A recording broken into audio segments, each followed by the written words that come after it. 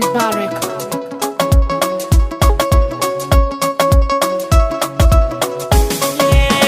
Ga sako 'yan ƙasa ta, maganar zuciya yau za ta zo fili.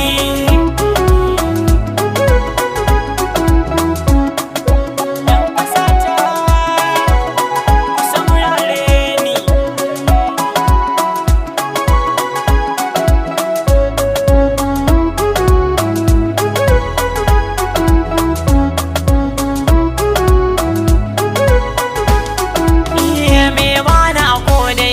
Ka dafa mini yau baiti zanayi abin da ke faruwa cikin kasar mu yau ya sa ni a yanayi talauci ya kai girman da zaka ga mutum yana laulayi ya Allah ka dafa mana rayuwar nan yau muna firgici.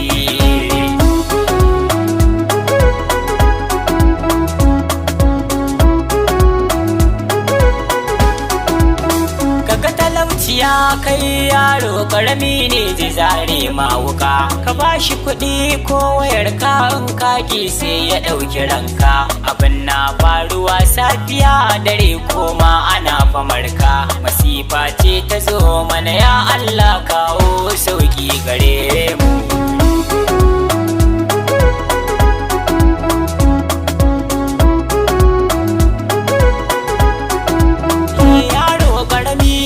Shaye ya mai da shi ba aibu ba gaya banka wata ba sigari wuta shi bai fadu ba daga ya da gani suna shaye lamarin bai dame su ba sun fi karfin iyayensu ya Allah ubangiji ka yaye.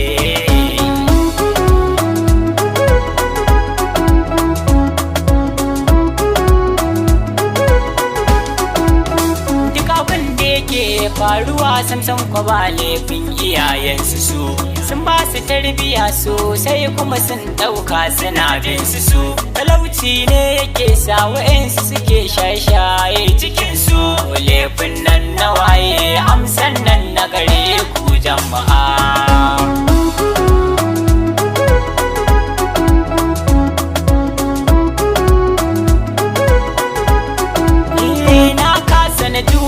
Shi yasa na fito nake yin bayani abin ya shafe ni shi yasa yau na fito nake bayani har abokai na suna yi shi yasa ni ma nake bayani wurin ku suna gama magana laifin na manyan mu ne.